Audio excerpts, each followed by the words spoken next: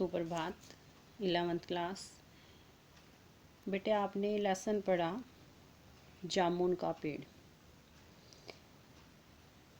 इसके question answer देखेंगे बच्चे। पहला प्रश्न है आपका,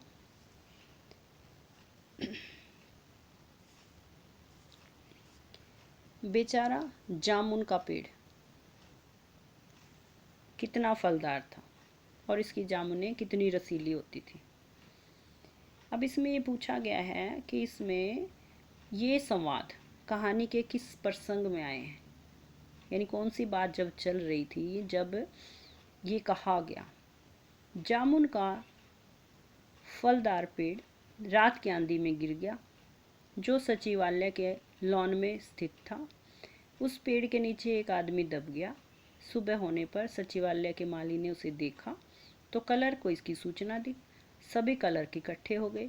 पेड़ को गिरा हुआ देखकर ये सब बातें उन्होंने की। इससे लोगों की कैसी मानसिकता का पता चलता है।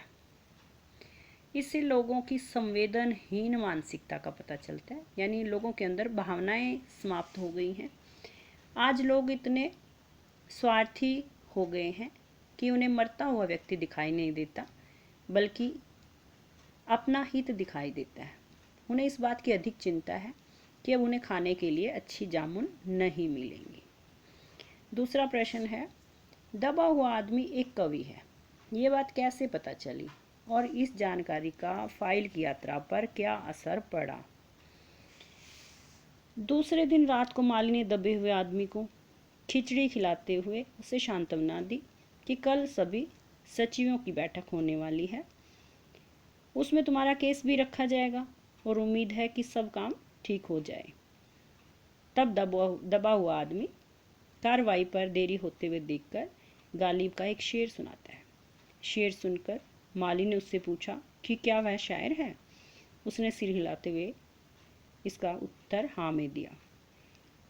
तब माली ने उसके शायर होने की बात कलर को और उस कलर ने अन्य कलरकों को बताई। इस प्रकार बात तेजी से फैलते फैलते सबको पता चल गई। इस जानकारी से जो केस थोड़ा जल्दी सुलझता, अब उसमें और देरी होने की संभावना बढ़ गई। इस प्रकार फाइल एग्रीकल्चर, व्यापार और हॉर्टिकल्चर आदि विभागों से होती हुई कल्चरल विभाग में आ गई। कागजी कार्रवाई और लंबी हो गई। कल्चरल विभाग में आकर फैसला पूर्ण नहीं हुआ, इसलिए कार्रवाई आगे बढ़ा दी गई और फैसला आने तक दबा हुआ व्यक्ति मर भी गया। तीसरा प्रश्न है, कृषि विभाग वालों ने मामले को हॉर्टिकल्चर विभाग को सौंपने के पीछे क्या तर्क दिया।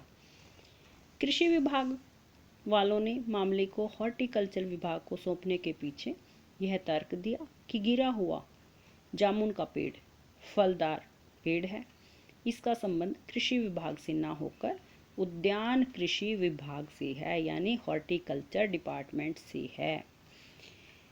चौथा प्रश्न है, इस पाठ में सरकार के किन किन विभागों की चर्चा की गई है और पाठ से उनके कार्य के बारे में क्या अंदाजा मिलता है। इस पाठ में सरकार के जिन विभागों की चर्चा की गई है वो है व्यापार विभाग। यह विभाग देश में होने वाले व्यापार संबंधी कार्यों को देखता है। फिर है कृषि विभाग, इस विभाग का संबंध खेती से है। हॉर्टिकल्चर विभाग, इसका संबंध बागवानी और उसके रखरखाव से है। मेडिकल विभाग, इसका संबंध चिकित्सा से है। कल्चरल विभाग, सांस्कृतिक विभाग, इसका कार्य कला और साहित्य के विकास से है।